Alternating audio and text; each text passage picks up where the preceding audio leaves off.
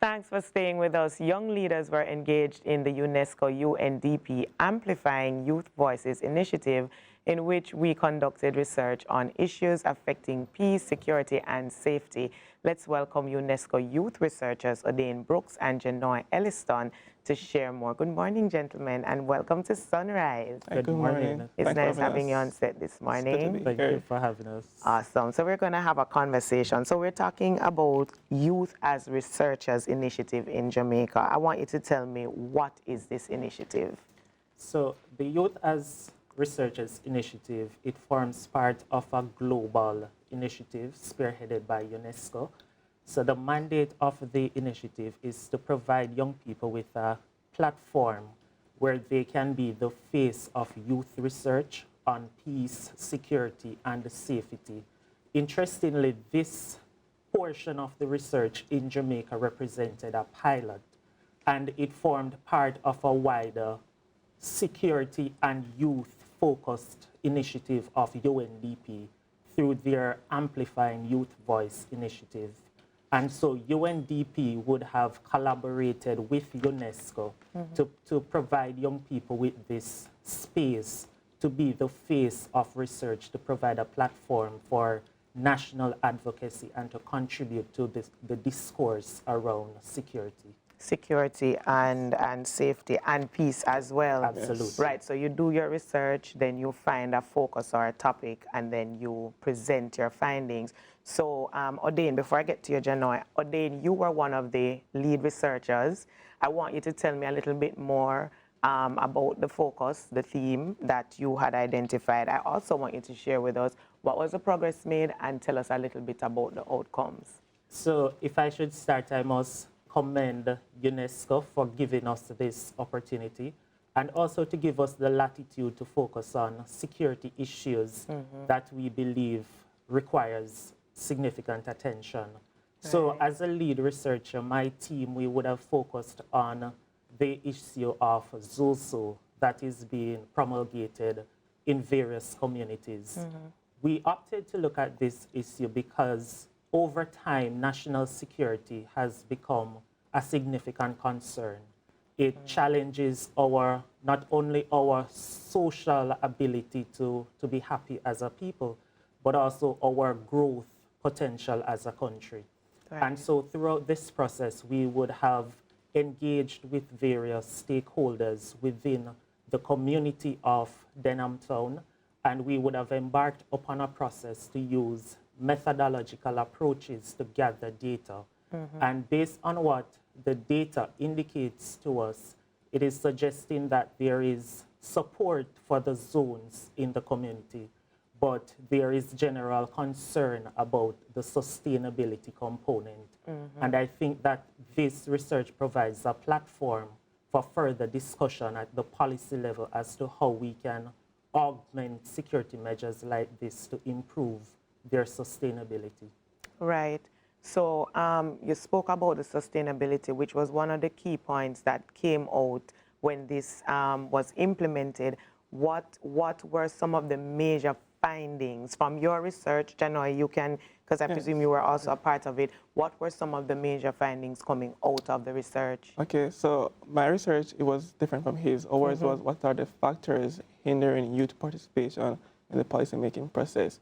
And what we found was that youth, they aren't given the opportunity to participate. And those who are given the opportunity, some of them are only on these boards as a placeholder, not for the policymakers to hear their voice or opinion. And some use it as a tokenistic approach.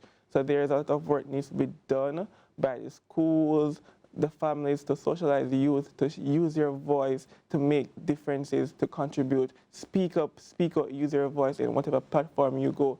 And when you're on some of these committees, don't just stay there and be hushed down. Speak up and speak out, because we are the future, and it is our voice that needs to be going out there.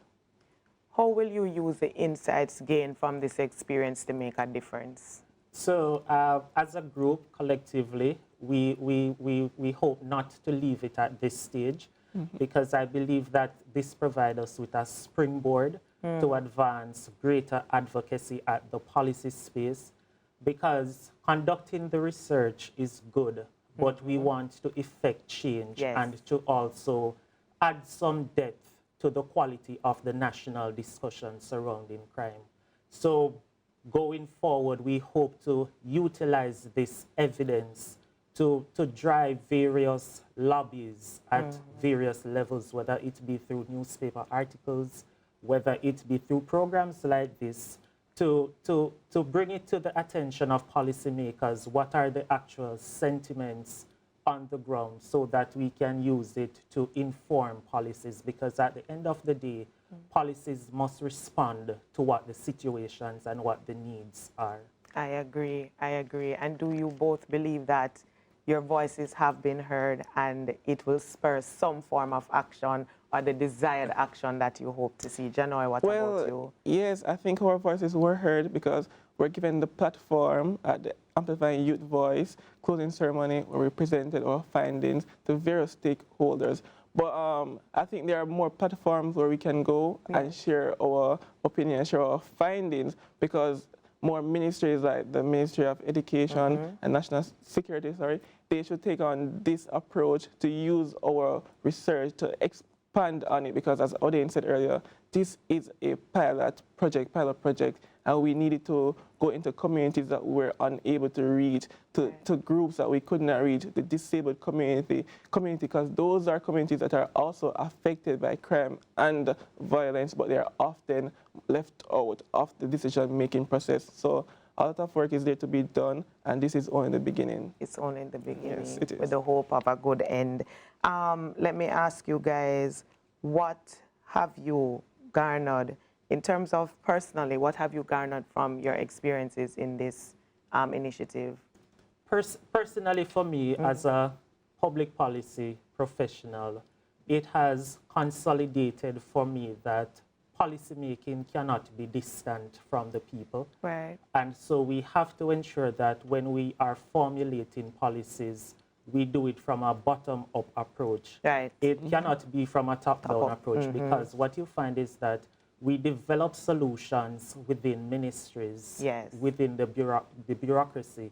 But when it goes into communities, we see that there is a mismatch. So the solution does not respond to what the problems are. So from a personal as well as a professional standpoint, I think that it has consolidated for me and reaffirmed that belief that we must formulate policies with people at the center. Awesome. Janoy, I share the same sentiments with Odane. As we conducted a focus group, one of the responders, they were saying the policies, they aren't working in their communities because these initiatives and programs, they come in with a set, rigid infrastructure and said, this is what we are going to do, without any knowledge, any consultation with the community members to say, what are the programs you want? And they're saying some of these programs before, they failed, so they don't trust the government or other stakeholders in these communities.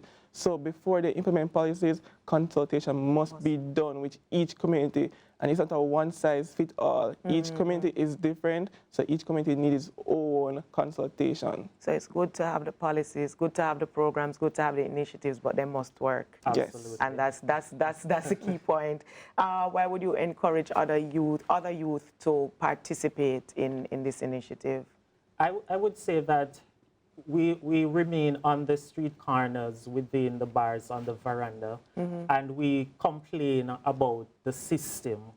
But if we do not become a part of the process, we leave it up to those who opt to. And if we want to make the changes, we have to now become the face of the change. Yes. And we have to lead the narrative, the dialogue that we want. And it does not have to be at a point of a national level. We can start it within our communities through youth groups, through various organizations. And this would put us on the platform to effect the changes that we wish to see as a country. Very good. Janoy? For me, I think representation is very important. And when you know you are capable and you can do the work, nominate yourself, put yourself out there. Because if you don't, someone else, probably someone who won't do the work, will go and misrepresent our population. So if you think you are the capable person, nominate yourself, go out there and represent us. So be the face of change, be the voice of change, nominate yourself, put your face out there and represent well. How can young people get involved? Those watching this morning, their interest is piqued, they want to be a part of it, they want to join the team. Tell them how they can get involved. So the phase of this project, as I would have alluded to, it was a pilot, and I believe based on the success story that would have come out, it will be something I believe that UNESCO might want to look at pursuing in the future. Right. But whilst this project might have come to a close, there are various other opportunities that provide young people with a platform to lead change at various levels. So young people have to be very inquisitive.